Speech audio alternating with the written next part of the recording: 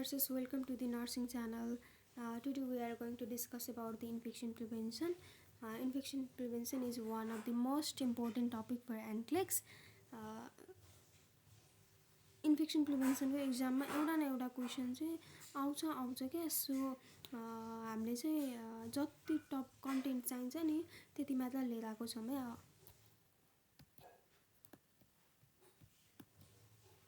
यसमा चाहिँ airborne precaution droplet precaution र कन्ट्याक्ट प्रिकसनको बारेमा डिस्कस गर्छौँ now moving towards the airborne precaution for airborne precautions हामीले चाहिँ 3 RBS भनेर राखेछौँ निमोनिक्स है T for tuberculosis R means rubella or measles B for varicella which is also called the chickenpox and S for severe acute respiratory syndrome and smallpox यसमा चाहिँ 5 वटा disease condition पर्छ है यो चाहिँ हजुरले याद गर्नुपर्छ for airborne precaution we have to perform the hand hygiene and health care providers should wear fit tested N95 masks or the masks with the HEPA filter masks पनि भनिन्छ हैन and we have to keep the patient in a negative pressure room with door closed.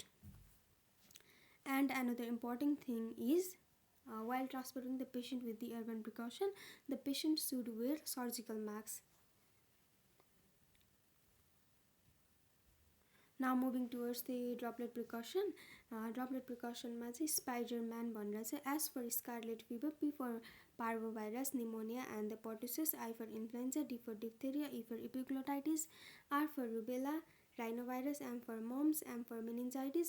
Meningitis पनि bacterial meningitis चाहिँ droplet precaution मा पर्छ हैन अरु fungal viral meningitisहरुलाई चाहिँ droplet precaution चाहिदैन है and AN for adenovirus. For the droplet precaution we have to perform the hand hygiene and we have to use surgical masks and we have to keep the patient in a private room or covered with the same infection. Now moving towards the contact precaution. For contact precaution here we have the mnemonics called Mr. V. M for MRSA, methicillin resistant Staphylococcus aureus, BRE.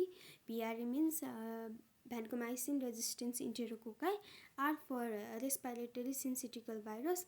S for skin infection. Skin infection भित्र पनि हाम्रो 4-5 वटा disease condition छ त्यसलाई चाहिँ हामीले भी chips भनेर दिएको छौं हैन B for varicella zoster, C for cutaneous diphtheria, H for herpes simplex virus, I for impetigo, P for pediculosis and S for scabies.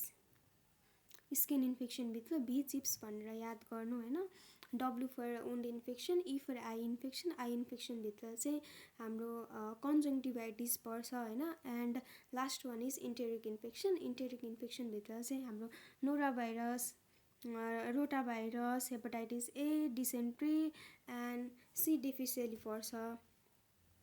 Now for the contact precaution we have to use personal protective equipment plus hand hygiene with soap and water and dedicated disposable equipment. Especially for the enteric infection we have to perform hand hygiene with the soap and water है auto infection को लागि चाहिँ alcohol based hand sanitizer use गर्दा पनि हुन्छ but for enteric infection soap and water नै चाहिन्छ हैन and we have to use dedicated disposable equipment. यति नै थियो हैन कन्ट्याक्ट प्रिकसन्स ड्रपलेट प्रिकसन्स र एयरबोर्न प्रिकसन्स को हैन कन्ट्याक्ट प्रिकसन मा चाहिँ मिस्टर V भनेर छ स्किन इन्फेक्सन को लागि चाहिँ B चिप्स भनेर छ हैन ड्रपलेट प्रिकसन मा Spiderman and for the airborne precaution मा 3 RBS भनेर छ यति डिजिज कन्डिसन याद गर्नु भयो प्लस हामीले चाहिँ प्रिकसन्स भित्र के युज गर्नुपर्छ भन्ने कुरा थाहा भयो भने क्वेशनहरु जस्तो पनि सल्भ गर्न चाहिँ सकिन्छ है त now at the last we are moving with one question चाहिँ त you are working in ICU caring for a 62-year-old male who was prescribed vancomycin for an infection. He develops persistent watery diarrhea. Which of the following precaution do we take? Option A, sanitize your hand before and after entering the room. B, place the client in a negative pressure room. C, wear a N95 and face shield when entering the room. D, use single-use equipment and leave it inside of the room. फर्स्टमा चाहिँ हामीले question understand गर्नुपर्छ होइन, क्वेसनले के भनेको छ भनेर। आइसियुमा 62 इयर्सको old मेल पेसेन्टलाई नर्सले केयर गर्नु भएको रहेछ। पेसेन्टलाई चाहिँ भेन्कोमाइसिन प्रिस्क्राइब गरेको रहेछ इन्फेक्सनको लागि। उसले चाहिँ के डेभलप गर्नुभयो भन्दा पर्सिस्टेन्ट वाटरी डायरिया चाहिँ डेभलप भयो भनिसकेपछि आफ्टर एन एन्टिबायोटिक युज ही develop persistent watery diarrhea. That means we have to suspect that the patient may be infected with C. difficile infections. So for C. difficile infection we have to use contact precautions है। यति कुरा चाहिँ idea हुनु पर्यो क्या question read गरिसकेपछि होइन।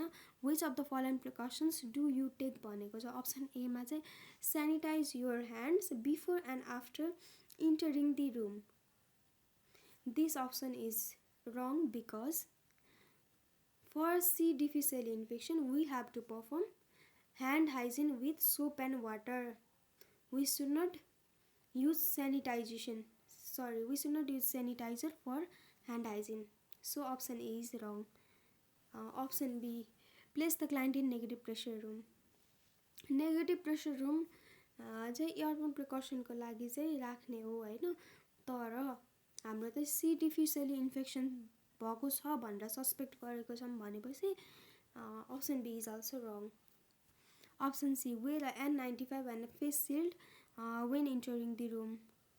N95 र फेस सिल्ड कसको लागि लगाउने भन्दाखेरि एयरबोर्न प्रिकसनको पेसेन्टको लागि चाहिँ लगाउने हो होइन।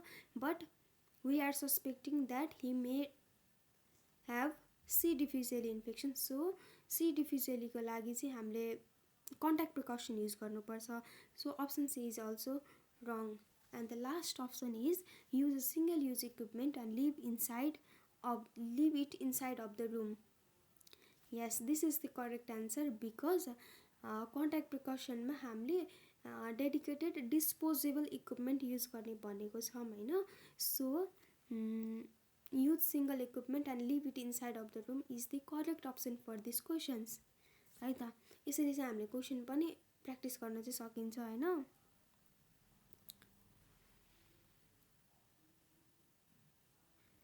This one for today. यसमा चाहिँ अब मैले ऱ्यासनल पनि राखिदिएको छु होइन। हजुरहरूले चाहिँ ऱ्यासनलहरू हेर्न पनि सक्नुहुन्छ। And thank you for more video. Please do like comment share and subscribe for our channel. Bye by.